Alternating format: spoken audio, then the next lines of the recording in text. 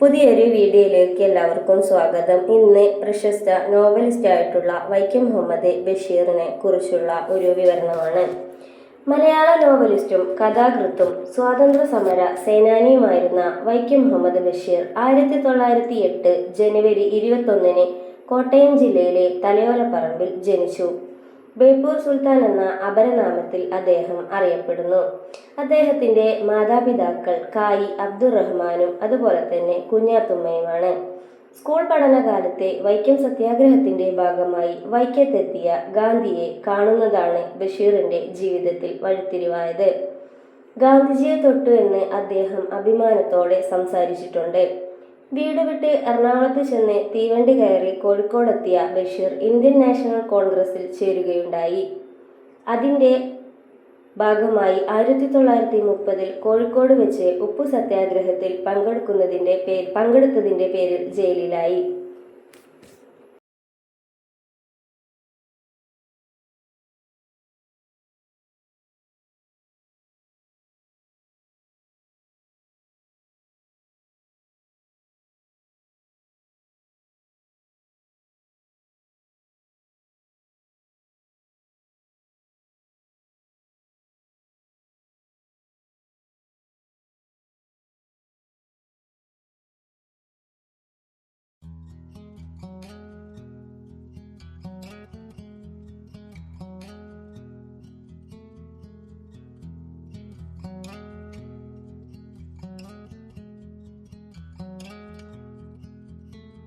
ഏറെ വൈകിയാണ് അദ്ദേഹം തന്റെ വിവാഹ ജീവിതത്തിലോട്ട് കടന്നത്.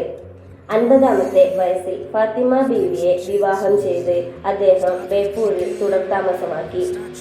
അദ്ദേഹം നിരവധി കൃതികൾ രചിച്ചിട്ടുണ്ട്. അതിൽ പ്രധാനപ്പെട്ടവ പ്രേമലേഖനം, ബാല്യകാലസഖി, ഉപ്പൂപ്പാക്കൊരാന ഉണ്ടാർന്ന്, ആനവാരിയും പൊൻകുരിശും, പാത്തുമ്മയുടെ ആട്, മതിലുകൾ, ഭൂമിയുടെ അവകാശികൾ, ശബ്ദങ്ങൾ, അനുരാഗത്തിന്റെ ദിനങ്ങൾ, സ്ഥലത്തെ പ്രധാന ദിവ്യൻ, വിശ്വവ്യാഖ്യാതമായ മൂക്ക്, ഭാർഗവി നിലയം, കഥാബീജം, ജന്മദിനം, ഓർമ്മക്കുറിപ്പ്, അനർഘ നിമിഷം, വിഡ്ഢികളുടെ സ്വർഗം, മരണത്തിന്റെ നിഴൽ, മുച്ചീട്ടുകളിക്കാരന്റെ മകൾ, പാവപ്പെട്ടവരുടെ വേശ്യ, ജീവിതത്തിന്റെ നിഴൽപ്പാടുകൾ, വിശപ്പ്, സർപ്പയജ്ഞം, മാന്ത്രിക പൂച്ച, ഓർമ്മയുടെ അറകൾ, ആനപ്പൂട, അങ്ങനെ നിരവധി പുസ്തകങ്ങൾ അദ്ദേഹം രചിച്ചിട്ടുണ്ട്.